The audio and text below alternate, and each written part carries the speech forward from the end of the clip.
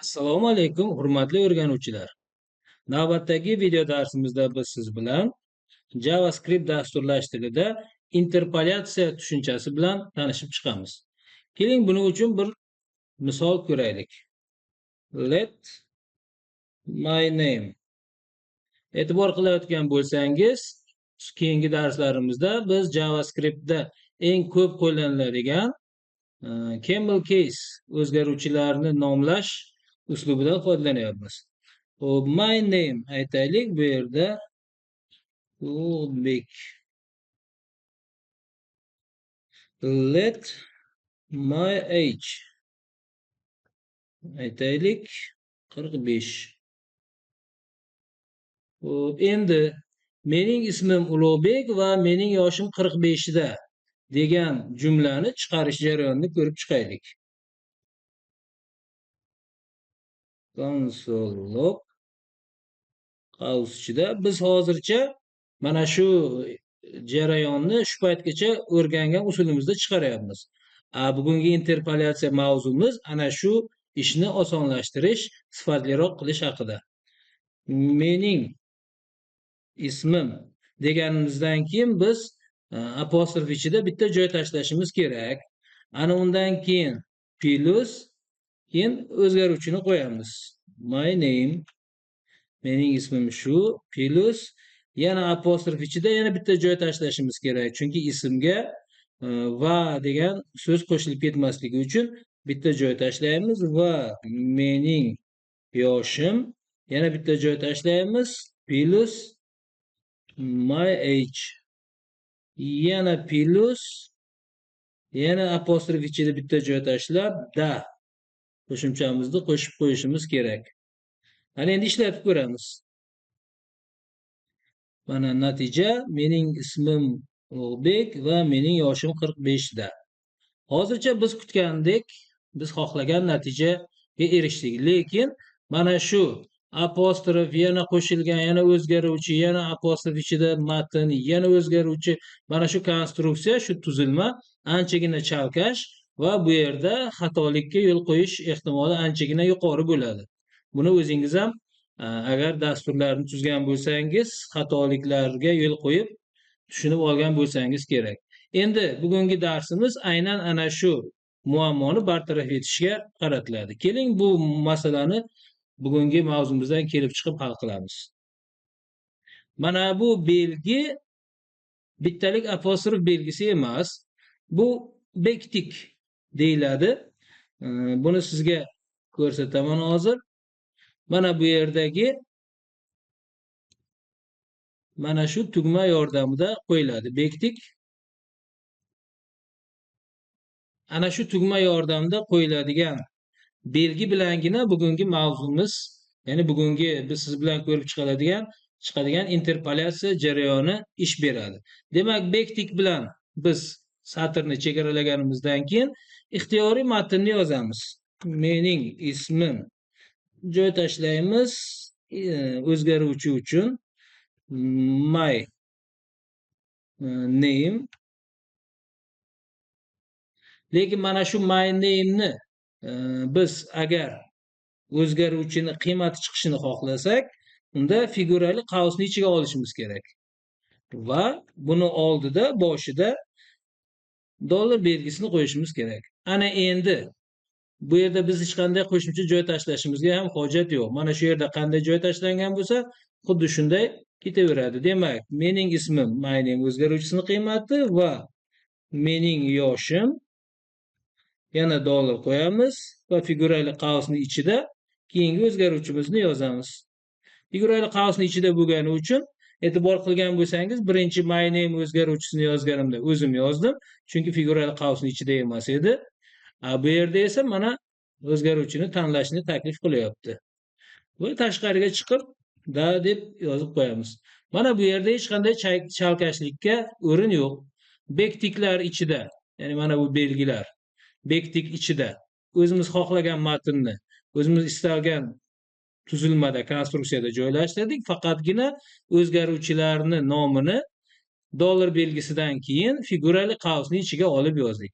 Dasturimizni ishlatib ko'rib, natija to'g'ri ekanligiga ishonch hosil qilamiz. Yana bir bor sizga qayta takrorlab tushuntiraman.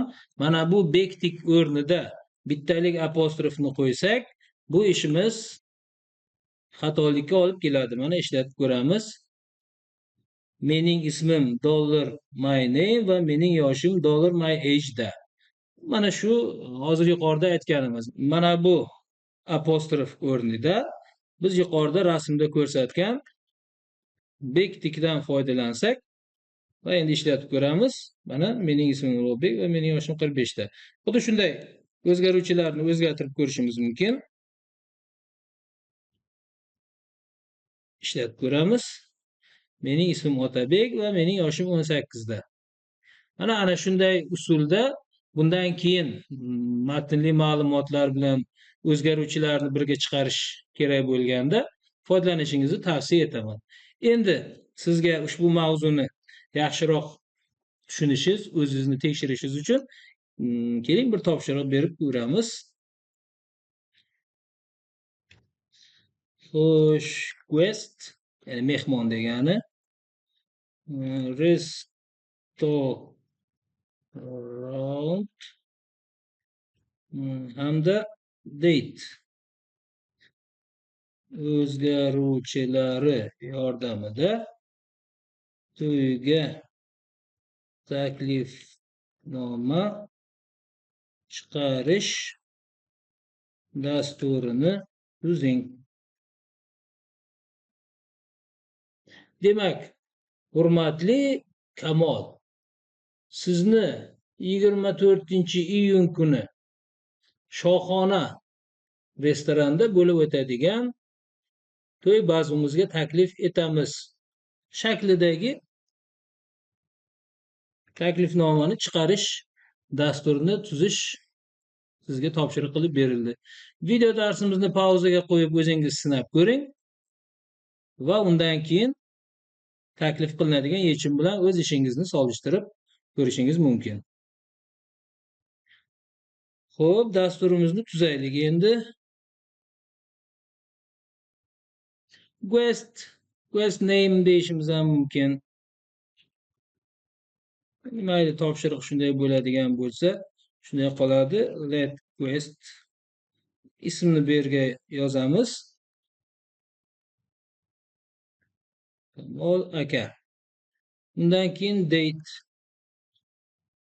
Endi date ni hozircha biz satr ko'rinishida beramiz. 24-iyun. Va undan keyin restoran.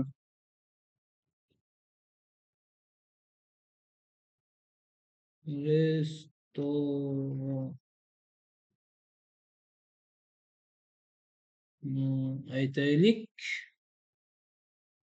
Zarsaroy bizdagi mashhur to'yxonalardan biri. Ana endi shuni konsollog yordamida chiqarishni ko'ramiz. Demak, bektik yordamida matnimizni kiritamiz va yozishni boshlaymiz. Hurmatli dollar belgisi ichida figurali qausda guest.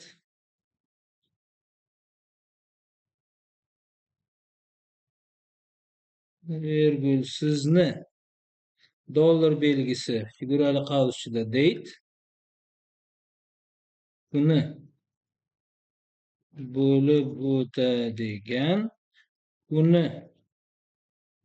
o'tadigan emas, kuni qaysi to'yxonani ham ko'rsatishimiz kerak. Dollar figurali qaus ichida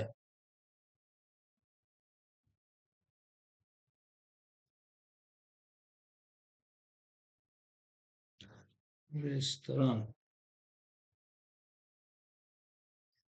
Hurmatli Kamol, sizni shu sana kuni to'yxonasida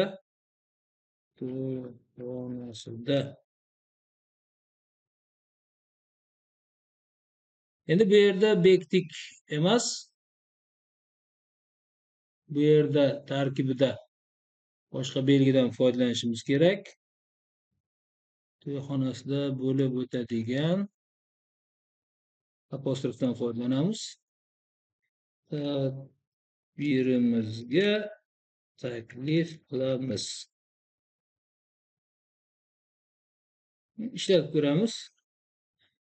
Hurmatli Kamol aka, sizni 24-iyun kuni Zalsaroy to'yxonasida bo'lib o'tadigan tadbirimizga taklif etamiz va buni biz sinab ko'rish uchun turli qiymatlar bilan yana qayta sinab ko'rishimiz mumkin. Jamol aka, 24-may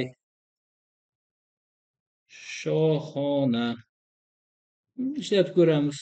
Hurmatli Jamol aka, siz 24-may kuni shohona to'yxonasida bo'lib o'tadigan tadbirimizga taklif qilamiz.